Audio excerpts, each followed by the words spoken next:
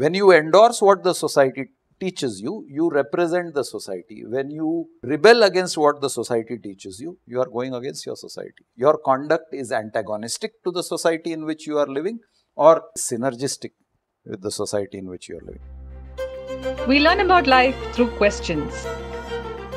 Then is everybody intuitive? Isn't that restricting the growth? How do you find that balance? Is it a verb like work to do? How do we progress and work on that? To answer some of these, Mr. Praveen Mankar, founder of Pratibimb Charitable Trust, brings to you Face to Face.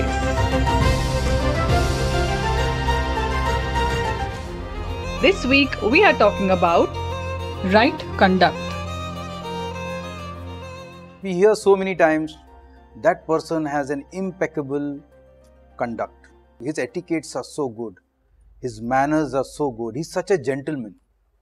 Every time all these comments are made, we try to wonder, is this right? Is this wrong? So what is right conduct? What do you think is right conduct? Go to the word conductor. What does the conductor do? He conducts a series of activities for which he is well trained. Okay. Go to a bus conductor. What does he do? He regulates the flow of people from one entrance to the other exit. He issues tickets. He manages the people in the bus.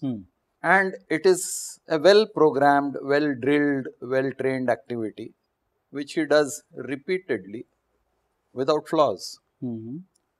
So when you say conduct, it is a cultivated response as a result of a series of practices which you have been doing over a fairly long period of time. So that is conduct. That develops your conduct, your behavior. Okay. In common parlance, you would say behavior. Your behavior reflects your conduct. When you were in school, there used to be a remark in your calendar.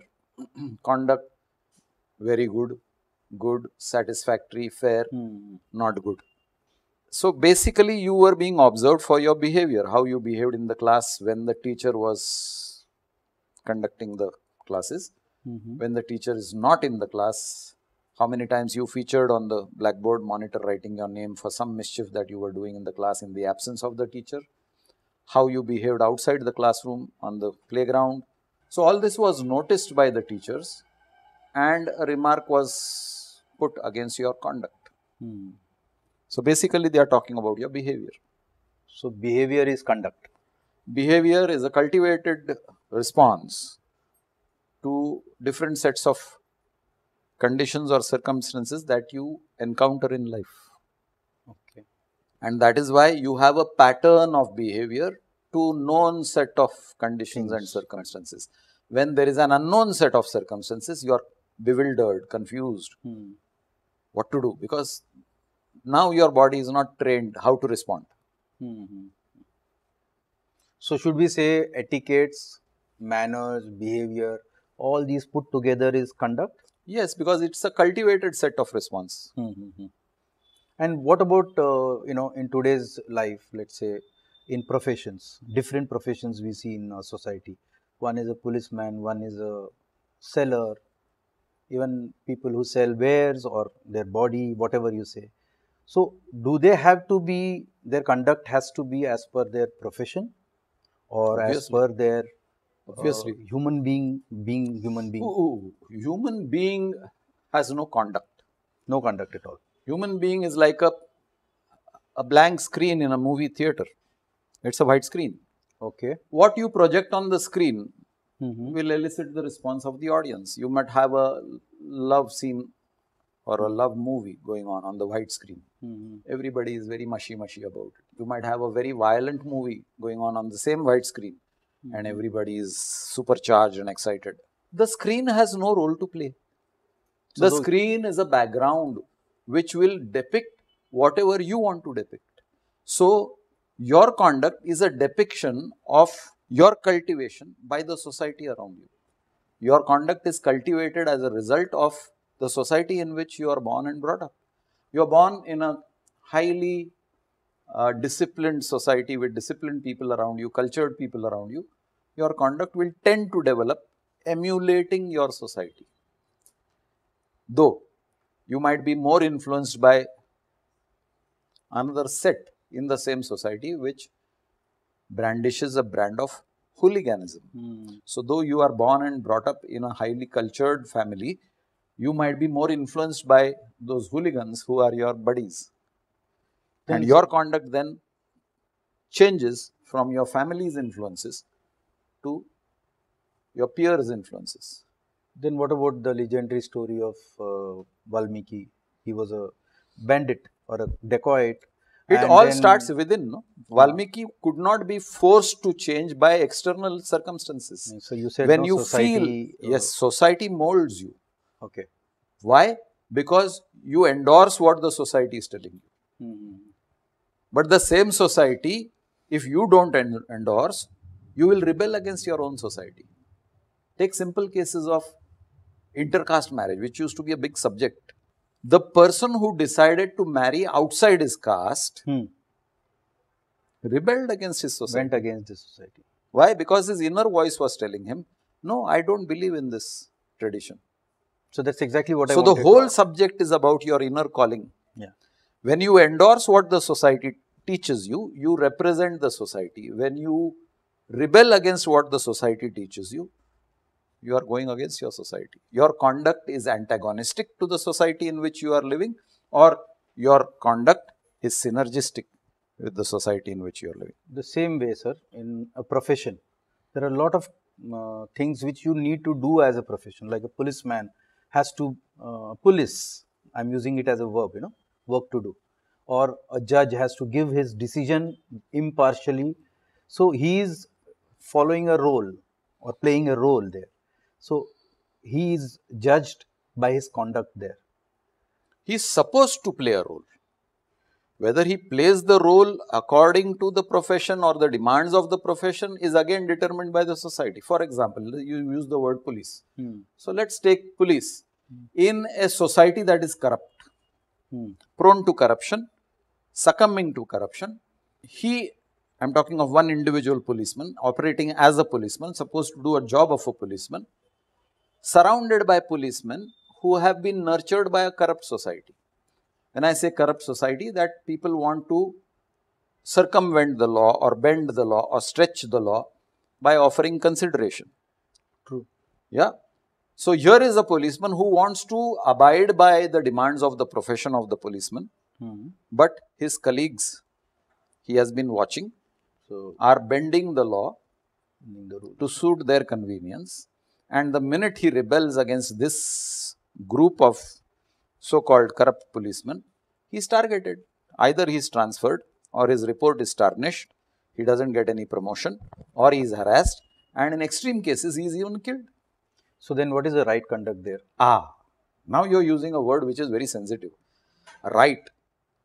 Right is only as per the demands of the subject. Now this is a very escapist sort of an answer. Yeah. True. Because it says neither this nor that. Correct? So let me again come to specifics. What is the right conduct of a teacher?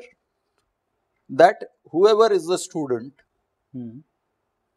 comes out through the course or the curriculum with adequate knowledge which the teacher is supposed to impart. Then the teacher's conduct is right. True. But if I as a teacher deliberately teach you inadequately or teach you insufficient material, like so that you come to me in my private classes and offer me tuition fees, then my conduct as a teacher is not right. When you are discharging your duties aligned to the truth of what is expected of you, then it is right conduct. To use an Indian terminology, when you are doing your dharma, it is right conduct. Conduct is being true to your profession or true to what you are designed to do. So my next question is that. What is dharma and conduct? So dharma is what you are designed to do. You are born as a human being. You are designed to evolve to a higher level. True. Yeah. Are you doing that, or are you behaving like an animal, basically thinking of survival, food and sex? Then you are not conducting yourself in this life form according to the dharma. Your dharma is to elevate yourself. Who decided that? The universe, the law of evolution decided that. The universe evolves constantly to the next higher level. Theory of evolution says that the human being arrived in the chain of evolution much later, which is an improved version of the previous life form. What is the improved version of the human form? A more conscious, a more knowledgeable, a more compassionate, a more loving, a more all-inclusive human being. As you say, that journey of Nar se Narayan. Yeah, Nar se Narayan is from human to divine. True. That journey is the same. That journey is the same. That is where our dharma should be aligned. You should always aspire to be higher than what you were yesterday. Your dharma should be, did I do something today which was better than what I did yesterday? Did I elevate myself to a next higher level? Even if it is be microscopically small. But you elevated yourself. So cut across any profession, if anybody is following this mantra of trying to evolve himself or herself in the profession, then it is right to say that they are being true to their dharma. Then they are doing the right conduct. Okay. Another thing which is I am very curious about is, does yoga, pranayam, all this meditation, all this, does it help in guiding us to?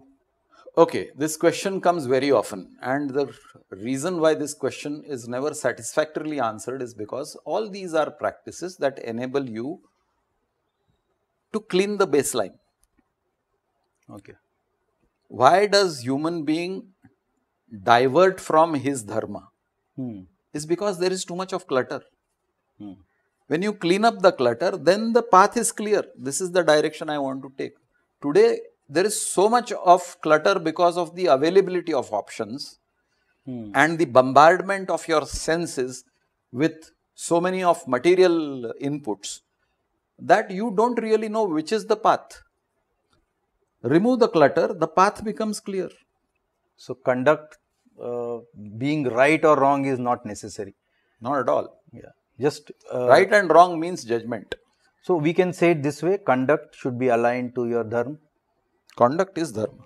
So friends, this is what is right conduct, behavior. And by practicing yoga, pranayam and meditation, I am sure we will be on the path of having a right conduct. Thank you. If you have some questions about life, please connect with us. Do not forget to like, share, subscribe and press the bell icon for weekly updates.